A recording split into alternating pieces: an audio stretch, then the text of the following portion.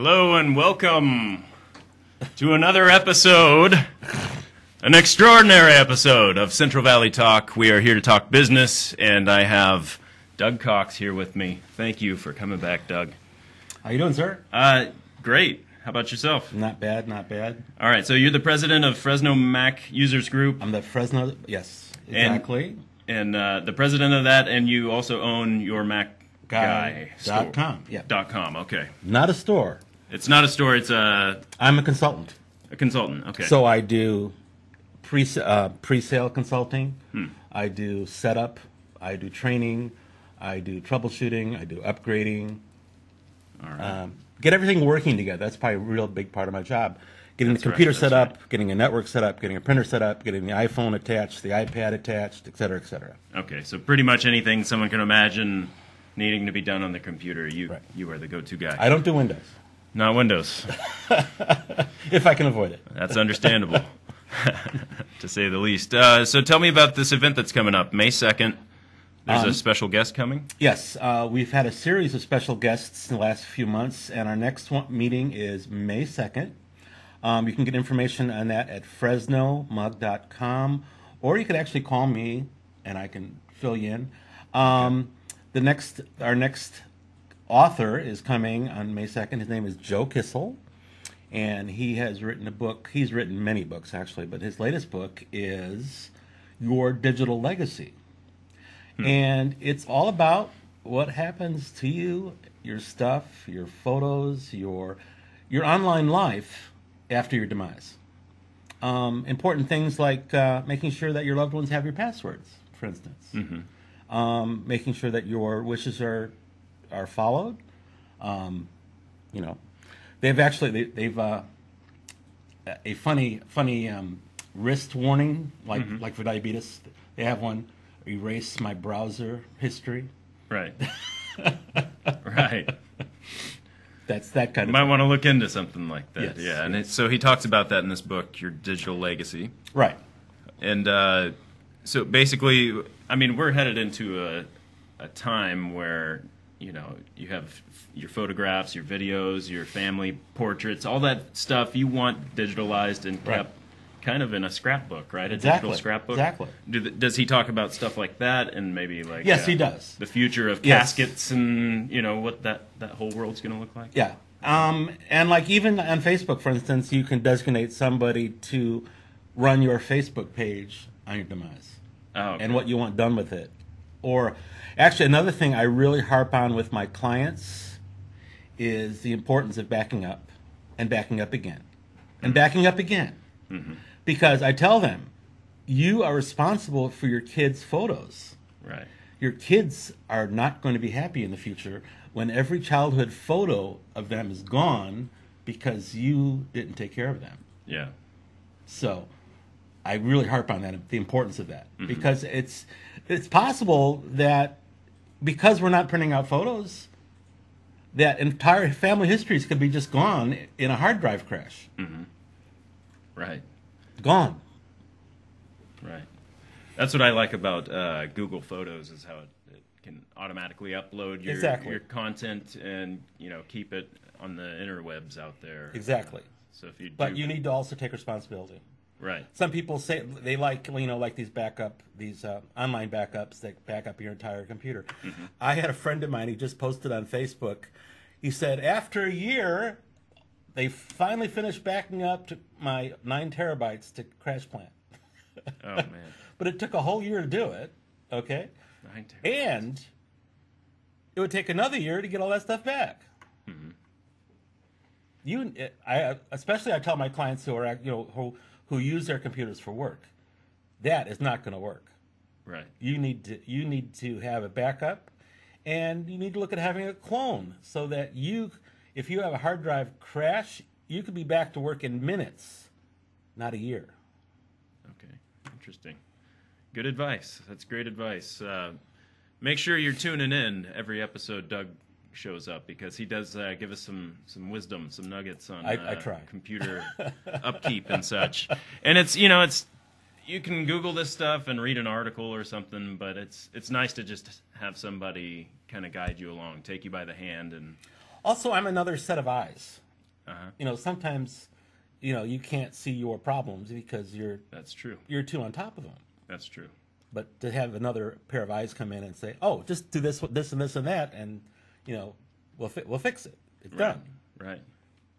All right. Well, that leads us into our next discussion. You wanted to talk about security and Yeah. Macs are safe, but don't be stupid. I mean, every day I get an email saying there's been a problem with your account. Click here and we'll fix it for you. And that is nothing but a trap to get your name, your address, your social security number, your credit card information, your firstborn, etc. And these people will take advantage of it. Or Macs, there are still no viruses out there for Macs. Of course, people ask me, should I run antivirus software? And I said, yeah. Because I'm not going to be the one that you got a virus because I said that. Right. But one real thing out there that you need to watch out for is malware. These are things that they take over your browser. A window pops up and says, oh my God, you got a virus? Call this number. Oh, it's the end of the world. Right. Do not call that number. Call me, please. Yeah. I've had a client give these people her bank information. Yeah. And she calls me and I said, okay, call the bank. Call me back. It can get ugly. I mean, right now. Or I had a client who got this warning that, you've been looking at porn and you got to give us $300 or we're going to tell the FBI. And he freaked out. And it's like, and the they're con scams. artist can use that to his advantage as blackmail and really. It was really the stupidest thing ever. It said, go down to Walmart and get a credit card and give us the number. Yeah, wow.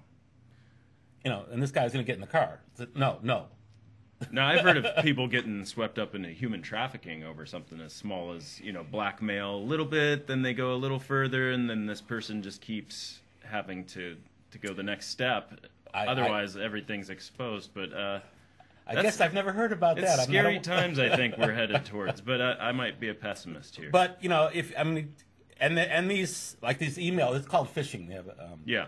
These emails, they look really good. But no company is going to ask you for your password. Ever. Right. It's like That's a dead giveaway. It's a dead giveaway. Okay. Ever. And then if you forget your password, there's various ways that you get your password back. Yeah. But you're never going to give anybody your password. A legitimate company usually gives you a temp password. They'll change it or give you a temp password. Yeah. Apple and other companies are also moving to two-factor identification. What that looks like is if you change your password, they send a code to your iPhone. Right. And if you don't have access to that iPhone, then there's other hoops to jump through. Now, is there a way around that with the SIM card, hacking the SIM card? No, and I stuff don't like believe that? so. No. Okay. I thought I heard. You'd actually recently. have to have the physical phone, and it would have to be on, and you'd have to be signed in with your account and everything, I think, to get that two-factor authentication. Well, what I heard what they were doing was calling the phone company and acting like they were the person, saying, hey, my SIM card's messed up. Can we switch it to this one? And then they do, and that's how...